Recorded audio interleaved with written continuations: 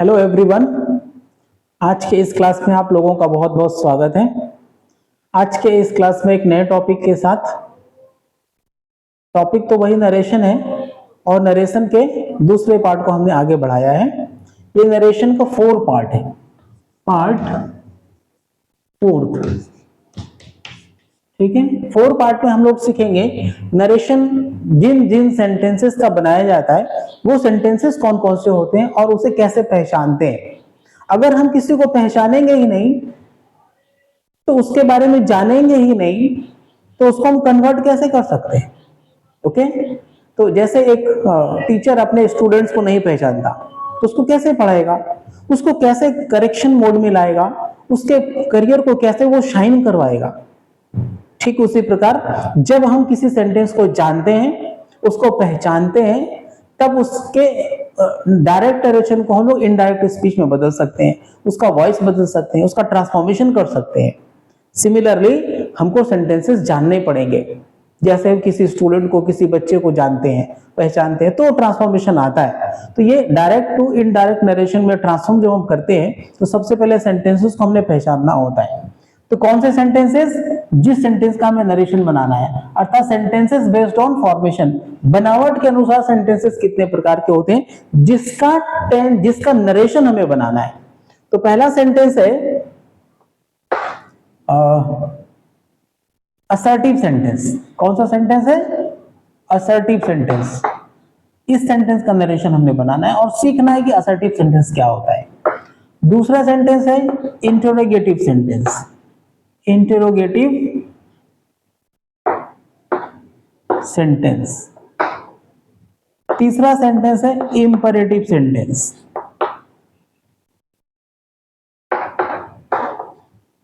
Number 4 sentence है optative sentence. Optative sentence. Number 5 sentence है exclamatory sentence. Exclamatory sentence. ये 5 sentence है। इसी 5 सेंटेंस का नरेशन हमने सीखना है 1 बाय 1, ठीक है, जो कि अगले क्लासेस में मैं एक एक करके सिखाऊंगा।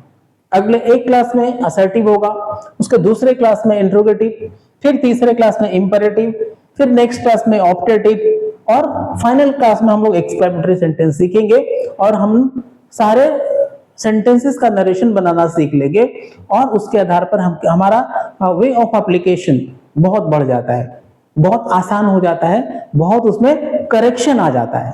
ठीक है, चलिए हम लोग इस सेंटेंसेस को पहचानते हैं। तो पहला सेंटेंस है असर्टिव सेंटेंस। चलिए, असर्टिव सेंटेंस का मतलब ऐसे सेंटेंसेस जो डिक्लेरेटिव होते हैं। फॉर्मेशन के अनुसार डिक्लेरेटिव सेंटेंस भी होता है। तो असर्टिव सेंटेंस ऐसे सेंटेंसेस जिस सेंटेंस को पढ़ करके लगता है कि वो अफर्मेटिव सेंटेंस है। कौन सा सेंटेंस है? Affirmative sentence. अफर्मेटिव सेंटेंस और नेगेटिव सेंटेंस। Negative sentence. तो ऐसे सेंटेंस जो अफर्मेटिव सेंटेंस होते हैं और ऐसे सेंटेंस जो नेगेटिव सेंटेंसेस होते हैं, इन दोनों सेंटेंसेस को ही हम क्या कहते हैं? Assertive sentence. एग्जांपल लेते हैं। अफर्मेटिव सेंटेंस ऐसा सेंटेंस जिसको पढ़ करके सिंपल सा सेंटेंस होता है, जो सब्जेक्ट से शुरू होता है और फुल स्टॉप पर जाकर के खत्म हो जाता है, जिसमें अफर्मेशन होता है। अफर्मेशन मतलब when you affirm you resolve to do something. Okay, when you affirm you say something to say, you say something to do. When you affirm, you promise to do something.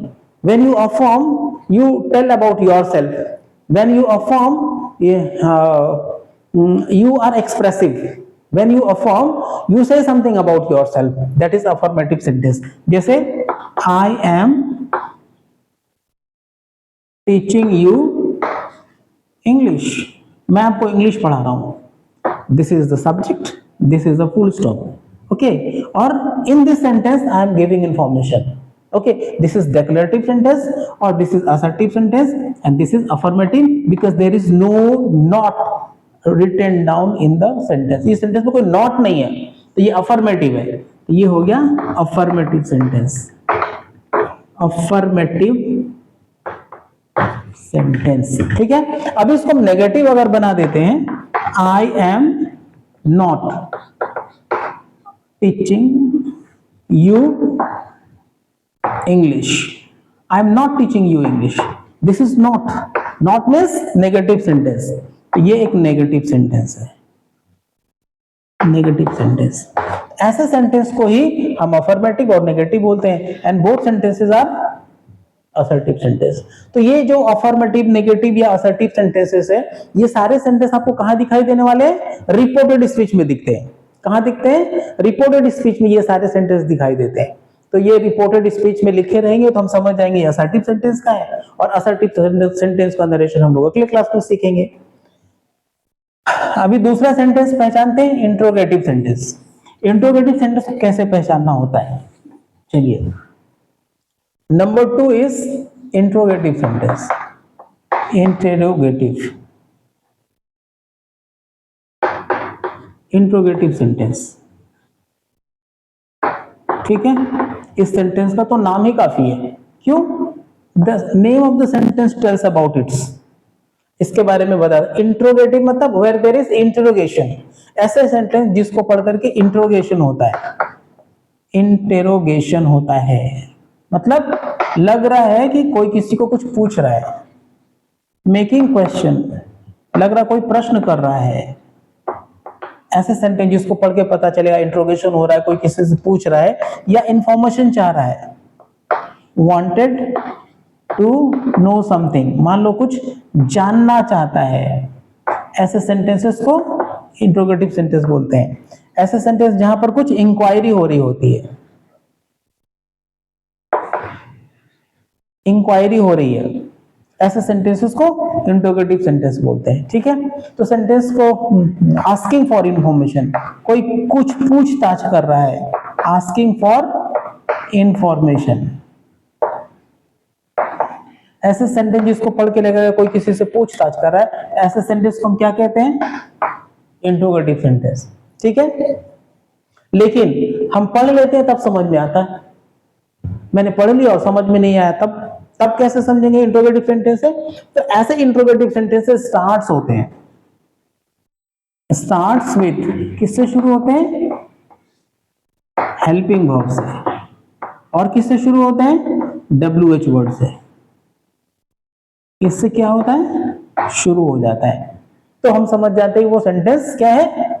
Interrogative sentence है। तो helping verb से शुरू होना का मतलब, helping verb से शुरू होने का मतलब क्या हुआ? Is, are, am, was, where, has, have, had, will, would, will, shall, कुछ मॉडल भी है, would, should, can, could, may, might, must, ये हेल्पिंग वर्ब से शुरू हुआ। इन सारे वर्ड से अगर सेंटेंस शुरू होता है तो वो इंट्रोगेटिव सेंटेंस है। और WH वर्ड मतलब, WH वर्ड्स मतलब when, where, whose, whom, what, how, why, कितना हो गया? और एक क्या है? when, where, whose, whom, what, how, why, ये सारे सेंटेंस क्या है? इससे शुरू होने वाले सेंटेंस क्या कहलाएंगे? इंट्रोगेटिव सेंटेंस, ठीक है। More important, there will be a question mark, क्या होगा? There will be a question mark, कहां लगा रहता है ये? At the end of the sentence, at the end of the sentence. Interrogative sentence के लास्ट में ये लगा रहता है क्वेश्चन मार्क। इसका नाम क्या है? इसका नाम है note of interrogation, note of interrogation, interrogation, ठीक है। चाहे इसका नाम है क्वेश्चन मार्क, क्या नाम है? Question mark. ऐसे सेंटेंसेस को हम क्या कहते हैं? इंट्रोगेटिव सेंटेंस, ठीक है। अभी तीसरे सेंटेंस की तरफ पढ़ते हैं। तीसरा कौन सा सेंटेंस है? इंपरेटिव सेंटेंस, ठीक है। इन सारे सेंटेंस का हमने नरेशन सीखना है आगे क्लासेस में, अगले क्लासेस में सीखेंगे। तीसरा सेंटेंस है आपका इंपरेटिव सेंटेंस। क्या है? तीसरा है इंपेरेटिव सेंटेंस। इंपेरेटिव सेंटेंस ऐसे सेंटेंस जिस सेंटेंस को पढ़ करके पता चलता है कोई किसी को रिक्वेस्ट कर रहा है, कोई किसी को ऑर्डर कर रहा है, कोई किसी को कमांड कर रहा है, कोई किसी को एडवाइस कर रहा है, कोई किसी को सजेस्ट कर रहा है, कोई किसी को फॉरबिड कर रहा है। फॉरबिड माने मना करना। सेंटेंस को पढ़ के लगेगा कि ऐसा है, ठीक है, लेकिन पढ़ लेने के बाद भी अगर समझ में नहीं आया तो ऐसे सेंटेंसेस स्टार्ट्स होते हैं, स्टार्ट्स विथ, इससे वर्ब के फर्स्ट फॉर्म से शुरू होंगे, या प्लीज से शुरू होंगे, या काइंडली से शुरू होते हैं, या डू नॉट से शुरू होते हैं, या नेवर से शुरू होते हैं। ऐसे सेंटेंसेस इससे स्टार्ट होते हैं। तो देखकर समझ में आ जाएगा इंपेरेटिव सेंटेंस, पढ़ करके समझ में आ जाएगा इंपेरेटिव सेंटेंस। एग्जांपल देख लेते हैं, जैसे गो टू मार्केट नाउ, ये कौन सा सेंटेंस है? इंपेरेटिव। देखिए ऑर्डर हो रहा है, फर्स्ट फॉर्म है, फर्स्ट फॉर्म से शुरू हुआ है। अगर प्लीज लगा दिया तो प्लीज कम हियर, देखिए प्लीज से शुरू हुआ है तो इंपेरेटिव सेंटेंस है। काइंडली, प्लीज का जगह काइंडली भी लगा सकते हैं। डू नॉट वाला सेंटेंस ले लेते हैं, do not disturb my class, मेरा क्लास डिस्टर्ब नहीं करो, तो डू नॉट लगा है। इस डू नॉट की जगह नेवर भी लगा सकते हैं, नेवर स्पिट एवरीवेयर, हर जगह मत स्पिटिंग करो, थूकना मना है ना। तो ऐसे सेंटेंसेस को हम क्या कहते हैं? Imperative sentence. Got it? तो इंपेरेटिव सेंटेंस भी क्लियर है। अभी देख लेते हैं number 4, and that is optative sentence. Optative sentence नाम ही काफी है, optative sentence. Number 4 is optative sentence. तो ऐसे सेंटेंसेस जिसको पढ़ करके पता चलेगा कोई प्रपोज कर रहा है, कोई विश कर रहा है, कोई आस्किंग कर रहा है, कुछ पूछ रहा है, या ब्लेस कर रहा है, या कर्स करता है। ब्लेस माने आशीर्वाद देना, कर्स मतलब श्राप देना। पढ़ करके समझ में आएगा। प्रपोज सुझाव देना, इच्छा जाहिर करना, पूछना या कहना, आशीर्वाद देना या श्राप देना। ऐसे सेंटेंसेस को हम ऑप्टेटिव सेंटेंस बोलते हैं। पढ़ के समझ में आने वाला है, लेकिन देखकर ऐसे सेंटेंस शुरू होते हैं लेट से और मे से, इससे शुरू होते हैं। स्टार्ट्स विथ, इससे शुरू होते हैं। ठीक है, देख लेते हैं। Let us go for a movie. चलो मूवी देखने जाते हैं। क्या कर रहा है? अपनी इच्छा जाहिर कर रहा है, विश कर रहा है, या कह रहा है, या अपने फ्रेंड्स को प्रपोज कर रहा है। अब मे से ले लेते हैं। May you get what you want in your near future, in your near future। आप अपने वर्तमान भविष्य में या पास के भविष्य में जो चाहते हैं भगवान आपको दे दे। क्या हुआ? ब्लेसिंग हो रही है, ब्लेसिंग। ठीक है, तो ऐसे सेंटेंसेस को हम क्या कहते हैं? Optative sentence. ठीक है, वन मोर रिमेंड, एक और सेंटेंस बच गया है जिसे हमने जानना है। वो सेंटेंस है एक्सक्लेमेटरी सेंटेंस। कौन सा सेंटेंस है? Last one, exclamatory sentence, number 5 and last, exclamatory sentence. ठीक है, इस सेंटेंस का नाम ही काफी है। ये सेंटेंस बना है एक्सक्लेम से। एक्सक्लेम, तो हम एक्सक्लेम कब करते हैं? एक्सक्लेम का मतलब होता है चीखना, चिल्लाना। आप कभी चीखते चिल्लाते हो? यस से यस। कब चीखते हो? जब बहुत खुश हो जाते हो। कब चिल्लाते हो?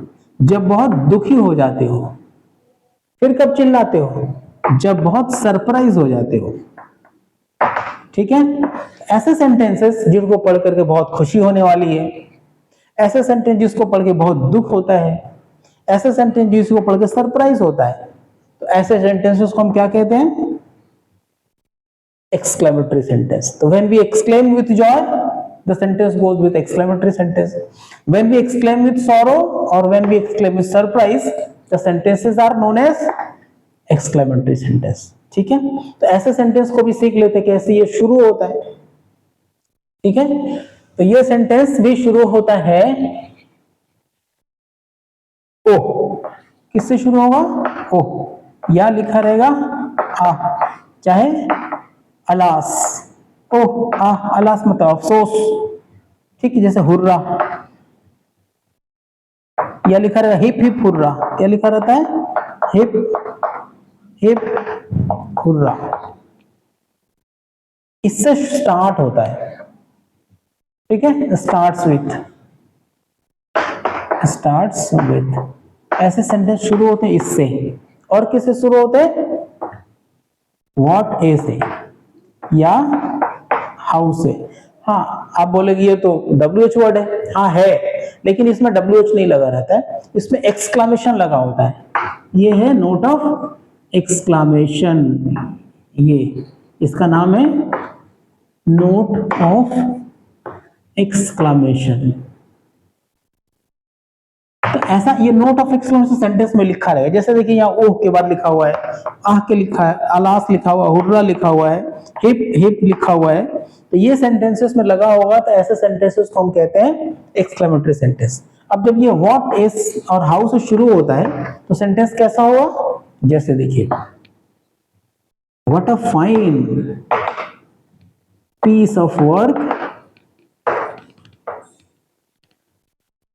मान लीजिए आपने कोई काम बहुत अच्छा किया है, तो उस काम को किसी ने देखा और क्या कह दिया? What an fine piece of work, exclamation लगा दिया। ऐसे सेंटेंस को हम क्या कहेंगे? Exclamatory sentence. या हाउ से भी बस व्हाट की जगह क्या लिख देना पड़ता है? हाउ। जैसे हाउ फाइन और nice your shirt is, exclamation. तो ऐसे सेंटेंसेस को हम क्या कहते हैं? एक्सक्लेमेटरी सेंटेंस सीखते हैं। आज हमने सीखा सेंटेंसेस को पहचानना। कौन कौन से सेंटेंस का नरेशन हम बनाते हैं? तो हम बनाते हैं असर्टिव सेंटेंस। दूसरा कौन था? Guess. The second was interrogative, right. The third one was imperative, the fourth one optative, and the last one written right here, लिखा हुआ है, एक्सक्लेमेटरी सेंटेंस। ठीक है, अब हमने सारे सेंटेंसेस को पहचान लिया है। इन सारे सेंटेंसेस का अब अगले क्लास में हम लोग वॉइस बनाएंगे। तो मेरे साथ अगले क्लास में भी जुड़िए और पूरा नरेशन कंप्लीट करिए। ठीक है, ये वीडियो आपको कैसा लगा? अच्छा लगता है तो लाइक करिए, शेयर करिए एंड कमेंट करिए आपको और क्या पढ़ना है। ठीक है, तब तक के लिए keep watching, keep learning. Thank you very much.